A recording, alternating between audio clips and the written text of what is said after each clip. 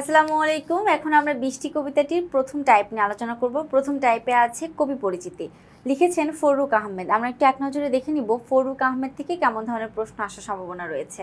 এক নম্বর প্রশ্নে দেওয়া আছে ফররুক আহমেদ কত সালে জন্মগ্রহণ করেছেন। কত সালে তিনি জন্মগ্রহণ করেছেন? সঠিক উত্তর হবে 1980। এগুলো আসলে মুখস্থ করার জিনিস, একেবারে ডাইরেক্ট মুখস্থ করতে হবে। সিরাজুম মুনিরা গ্রন্থের রচয়িতাকে, যেহেতু আমরা এখন বৃষ্টি কবিতাটি নিয়ে পড়ছি সেজন্য আমাদের মাথায় চলে আসছে এটা ফররুক আহমেদই লিখেছেন। উত্তর হবে ফররুক আহমেদ। কিন্তু পরীক্ষাতে শুধু ফররুক আহমেদ থেকেই পরীক্ষায় প্রশ্ন আসবে না, আরো বিস্তারিত অনেক কিছুই আসবে, তো মাথায় রাখতে হবে। মুহূর্তের কবিতা গ্রন্থটির রচয়িতাকে, মুহূর্তের কবিতা গ্রন্থটির রচয়িতা হচ্ছে ফররুক আহমেদ। এরপরে আমরা চলে যাব 4 নম্বর প্রশ্ন। 4-এ কি আছে দেখুন। 4-এ আছে ফররুক আহমেদ ঢাকা বেতারে কোন পদে নিয়োজিত ছিলেন? সঠিক উত্তর হচ্ছে স্টাফ রাইটার। সংবাদ পাঠক হবে না, নিউজ এডিটর হবে না, চিফ এডিটর হবে না, সঠিক উত্তর হচ্ছে স্টাফ রাইটার পদে যুক্ত ছিলেন। 5 নম্বর প্রশ্ন। 5-এ হচ্ছে ফররুক আহমেদ স্টাফ রাইটার হিসেবে কত বছর নিয়োজিত ছিলেন?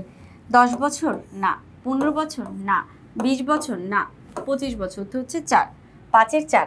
এরপর আমরা চলে যাব 6-এ। 6 নম্বর কি হবে দেখো। 6 নম্বর প্রশ্নে আছে নিচের কোনটি ফররুক আহমেদের কাব্য সৃষ্টিতে প্রেরণা জুগিয়েছেন? তার মানে তিনি কবিতা বেশি করে লিখতেন। এই কবিতা লেখার ক্ষেত্রে, সেই কাব্য রচনার ক্ষেত্রে তিনি কোন জিনিসটা বেশি প্রেরণা জুগিয়েছে, মানে কোন তার লেখালেখিতে, তার কাব্য রচনায় কোন জিনিসটা সব থেকে বেশি ফুটে উঠেছে সেটা প্রশ্ন করেছে। একটা হচ্ছে মুক্তিযুদ্ধের আদর্শ, না।